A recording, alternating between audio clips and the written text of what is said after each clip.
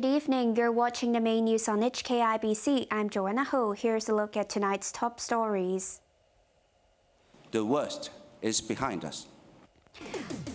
John Lee touts Hong Kong's advantages to global financial leaders. The first number 8 storm signal in November in 50 years causes transport and service disruptions. And North Korea unleashes more than a dozen missiles into the sea, prompting the South to retaliate. The world's financial elite gathered in Hong Kong today as the city announced that it's back in business. Chief Executive John Lee emphasized Hong Kong's unique advantages, while top mainland regulators said China is looking to develop a high-quality capital market. Chloe Fong reports. Hong Kong's much-anticipated Global Financial Leaders Investment Forum opened at the Four Seasons Hotel in Central this morning, as the city braced itself for a number 8 storm signal. Where the dignitaries travel, the storms follow. U.S. remark came as he told over 200 executives from about 120 global financial institutions that he hopes they will see that Hong Kong is back in business. Chief Executive John Lee reiterated that the city retains its unique, irreplaceable, and perfect position to reap the benefits from both East and West. Hong Kong's seamless connection with the mainland affords Hong Kong advantages available to no other economy. Hong Kong remains the only place in the world where the global advantage and the China advantage come together in a single city.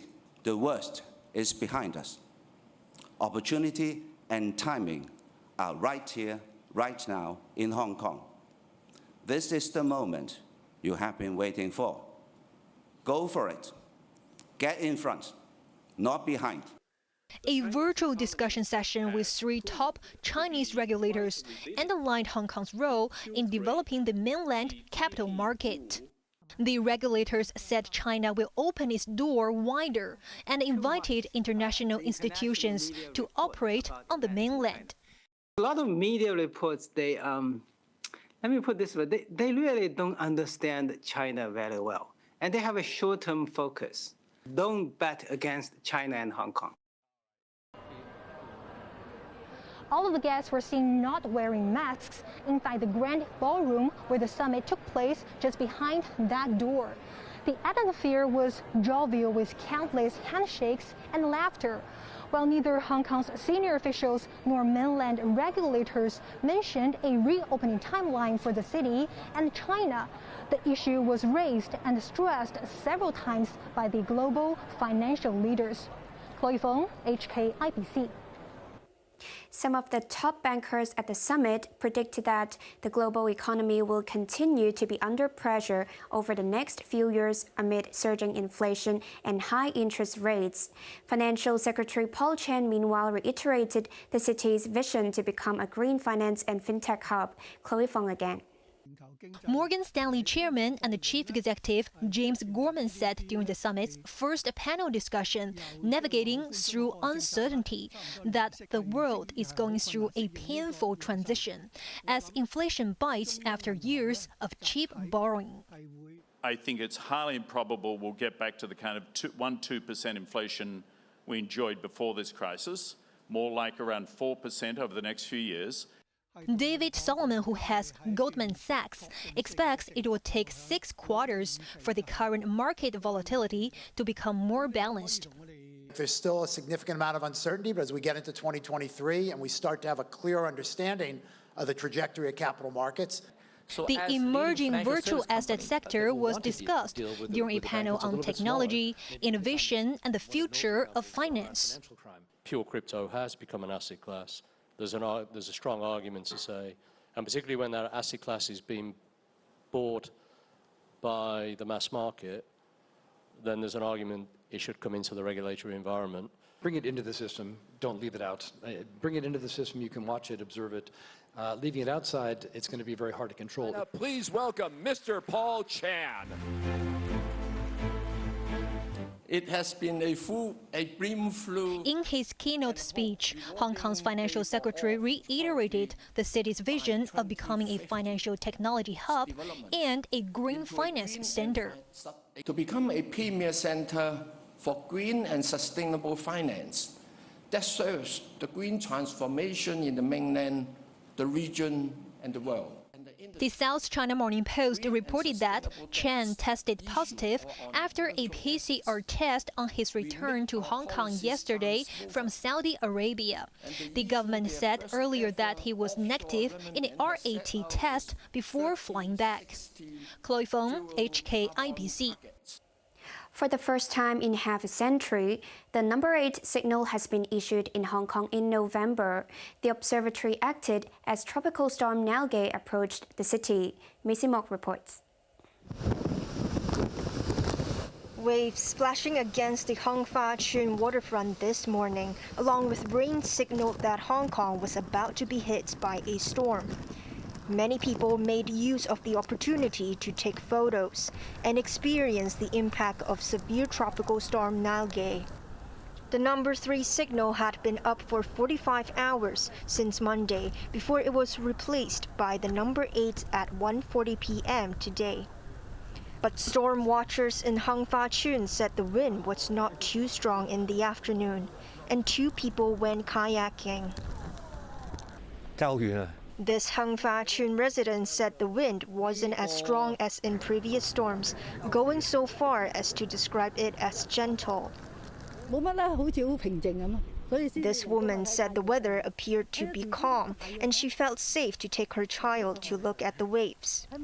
In Lei Yun Mun, people stacked sandbags and put up floodgates on the streets, as the fishing village is prone to floods caused by storms. The government has received at least 1 report of fallen trees in the afternoon, and 44 people have sought refuge at temporary shelters. Nalgae was downgraded to a tropical storm at 5 p.m. It's very rare for a number 8 signal this late in the year. Today was the first time in 50 years ago that it was issued in November, when severe Typhoon Pamela pounded Hong Kong in 1972. Before that, a super typhoon also named Pamela lashed the city in November 1954. Maisie Mock, HKIBC. The storm caused a number of service disruptions. There was also a scramble for public transport before the number 8 signal was raised. There was a dash for home at around lunchtime after the observatory announced that it would issue the number 8 signal in the early afternoon. Admiralty Station was crowded with people who had gone to work this morning when the number 3 signal was still in effect. But the higher signal went up when severe tropical storm Nalgae edged closer to the city. The platforms in Admiralty were relatively calm as the MTR Corporation increased train frequencies. At Central Ferry Piers, operations continued before the observatory announcement led to the suspension of services. The departure times of the last sailings were put up to remind commuters. But this elderly man was unlucky to miss the last ferry to Cheung Chau. He said the ferry company shouldn't stop services only half an hour after the number 8 was issued. Anticipating a storm signal upgrade, the Education Bureau suspended all school classes for the day. The Jockey Club cancelled tonight's race meeting in Happy Valley. The club plans to postpone the 8th race car to July next year, pending government approval. The local stock market suspended trading in securities and derivatives 15 minutes after the number 8 was enforced. All court hearings were adjourned. Also shut down were Hong Kong Disneyland and the Yongping 360 cable car attraction. Community vaccination centers were closed. Those who reserved a slot for a jab today will be informed of a new date and time via a text message. Hong Kong's daily COVID caseload has stayed below 5,000 for the 3rd day in a row. Of the 4,709 new infections, 430 were imported. 8 more people died from the virus.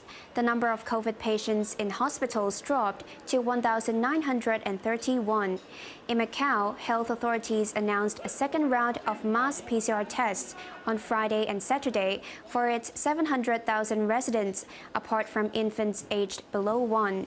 Each person will also be given 5 rapid antigen test kits. No positive case was detected after about 725,000 people took part in the first round of tests, which ended this morning. The government says the city's 2 power companies are not buying oil from Russia, even if it is being offered at a discount. The DAB's Gary Chen had asked if cheap Russian oil could be a solution to counter surging electricity costs. But Environment Secretary Tse Chin-wan said in Hong Kong's case, oil is mainly used to operate backup power generators and has little impact on tariffs.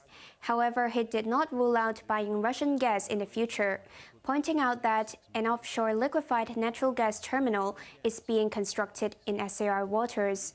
When the facility is completed, the firms can purchase LNG from international markets rather than relying solely on mainland imports. Israel's opposition leader Benjamin Netanyahu looks set to win the country's 5th election in 3 years. His return to power could be bad news for those hoping for an improvement in relations with the Palestinians. Winna Wong reports. Benjamin Netanyahu continued to extend his lead today, with most votes already counted. Beaming as he met his supporters with his wife Sarah by his side, Netanyahu stopped short of declaring victory for himself and his Likud party. We still need to wait for the real results, but one thing is already clear, he said. We are on the verge of a very big victory. Final results are not expected until Friday, but if Netanyahu maintains his current lead, Israel's longest-serving prime minister will be propelled back into office. That's despite his ongoing corruption trial, which his far-right partners have vowed to help him evade. Netanyahu had previously served for a total of 15 years in 2 separate terms. His return to power would indicate Israel's shift back to the far right, which could mean a further dimming of hopes to mend relations with the Palestinians. As the ballot counting continued, a Palestinian man reportedly slammed his car into an Israeli army officer near a checkpoint in the occupied West Bank. He was killed when officers opened fire. Winna Wong, HKIBC.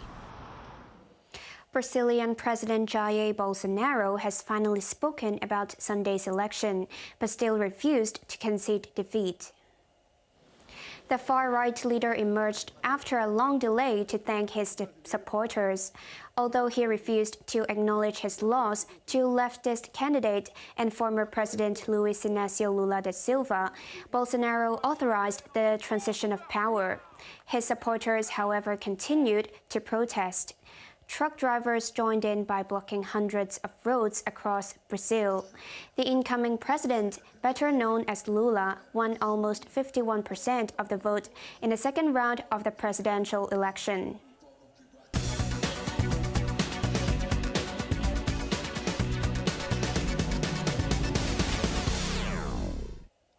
Trading on the local stock market was curtailed today because of the number 8 storm signal, but before the suspension, yesterday's gains were extended. The Hang Seng Index was 2.4% higher when trading stopped before 2 p.m.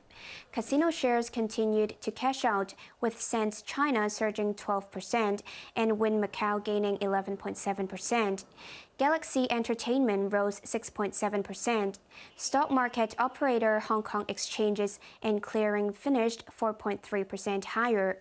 Tech giants also advanced. Alibaba gained 2% and Tencent 1.4%.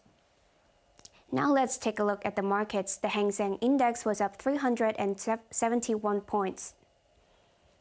To the top 10 active stocks, Tencent was up $3.20, AIA up 50 cents. Hong Kong Exchange up $9.80, JD.com up $4.30. To the forex trading against the Hong Kong dollar, euros at 7.76, pounds at 9.02, and Australian dollar at 5.03. Over to the UK market, FTSE 100 is down 19 points. On to the weather now. The number 8 storm signal is currently in force. Expect the strong winds to continue tomorrow, with temperatures ranging from 20 to 24 degrees. The sun will gradually return as we move into the weekend. Now let's take a look at the weather around the world.